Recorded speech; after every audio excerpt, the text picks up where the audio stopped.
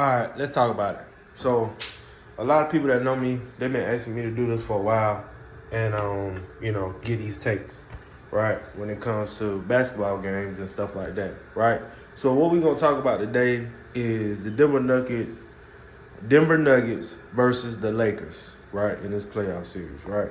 So, basically, what's going on is Darvin Ham's an idiot. D'Lo is inconsistent as usual. And LeBron is 39 years old. AD is the number one player on the team. AD is the number one player on the team. He should be taking on a challenge of guarding Jokic every single play. Not worrying about foul trouble and all that. AD is not a scorer.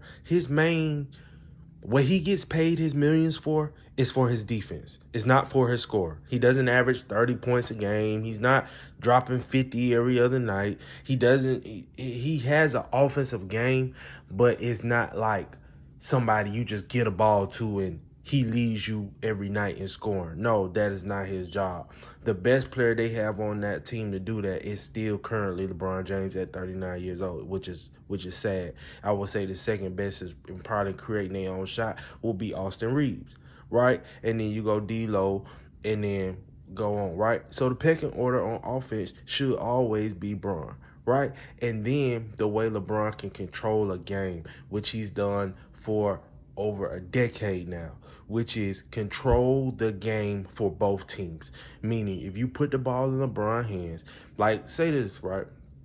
The last game, right? Game 1 of the playoffs, Denver had over 100-something shot attempts when the Lakers only had 70-something shot attempts, right? That's absurd. If a team gets more shots, they're probably going to win the game. The numbers, the math, it just adds up that way, right? But what I'm saying is LeBron can cut that deficit of having a team shoot that many shots over him because he's going to slow walk the ball. He's going to get pick and roll every time. He's going to get switches on certain matchups every single time. So it slows the game down. Like you're shooting that ball when there's only 5 seconds left and people are saying, oh, that's a bad dude, he hold the ball, he's doing all this. That's not even letting the team get into a flow. But what the thing is about when you get into the playoffs, it's not about shot attempts. It's about high quality shot attempts, right? So meaning if it takes Bron all the time of the shot clock to get his shot off or to get somebody else a look, that look is probably open. Or you have LeBron James with the ball in his hand going downhill towards the basket where he can get fouled, or he's going to get a shot off. He's LeBron James. He's the number one scorer ever. He's going to do that, right?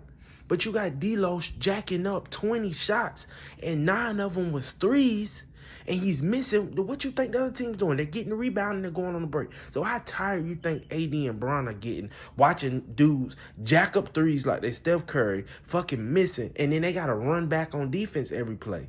No, get a ball to LeBron, let him walk it down, get into pick and roll with AD, where Murray and Joker have to play defense every play. Right? Wear down their legs too. So if both of your superstar teammates, so if you got 2 superstars or all-stars, whatever you want to call Jokic and Murray for Denver, and then you have the 2 superstars, AD and Bron from the Lakers, if they cancel each other out and they're both tired at the game, then it comes down to the other players, right?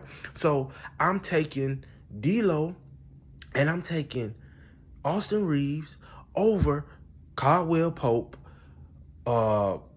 Michael Porter Jr., and Aaron Gordon. Like, they're not high-volume scorers or shooters like that, right? How Denver's winning, they're coming down every play and making Bron and AD play defense. It's pick and roll over and over with Murray and Jokic, right? And they're trying to hide LeBron in the back. Darvin Ham, why are you playing LeBron at the 4? He's not Ben Simmons. He is not Ben Wallace. He is not a fucking power forward. I say Ben Simmons because you could put Ben Simmons at PG, but really hide him at the 4 because guess what? He's not looking to shoot. He's not looking to score. He's not a floor spacer. He's like a floor. He can stand in a dunker's box because he's 6'10", right? And then from that, with his passing, he can dribble it back to the top or make that pass and go straight into a pick and roll, right? With somebody, right? Like he's not really looking to score. So, yeah, you can stick him at the 4 and have him guarding 4s because his points, that's not his game. Bron is a scorer. No matter if you want to look at him like that or not, he is a fucking scorer. He can get a bucket.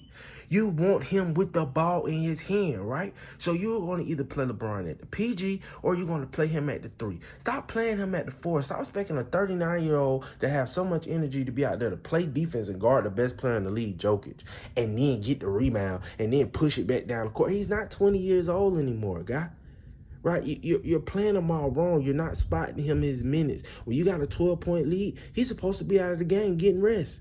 And that way, when the lead goes back down, then he can get back in the game and then try to, get the lead back. Right? Like, your defensive schemes is whack. Y'all doing this pick and roll with Jokic, but you're leaving him so much space like he can't shoot and he can't see over the defense. Jokic is going to do what he's going to do. So you're better off just sticking AD on him, not switching, and just leaving that matchup. AD is the best person to guard him. Rui can't guard him. Bron can't guard him. None of these other guys can guard him. What you need to do is bring in another big. Put Anthony Davis on Jokic. Or put a big on Jokic who, when they're guarding him and they put their hands straight up in the air, they can at least halt his vision, or he has to alter the pass, or if he goes to drive, that big is big enough to contest at the rim without no help. Right? Don't send no help. Let Joker show that he can drop 60 points. I haven't seen him done it. I've never seen him do it consistently over a game period. He doesn't really want to do that. He wants to pass the ball. He wants to get the ball at the key and then take advantage. He's coming downhill. He know you're going to send somebody to help. Why? He's the slowest guy in the league. He's coming down here with the ball. That is no threat. Especially not if you got a big on him. And he's going to have to finish a contested 2. How many times you think he's going to be able to do that over and over in the game before he burns out? Along with having to guard AD and Bron and protect the paint on the other end.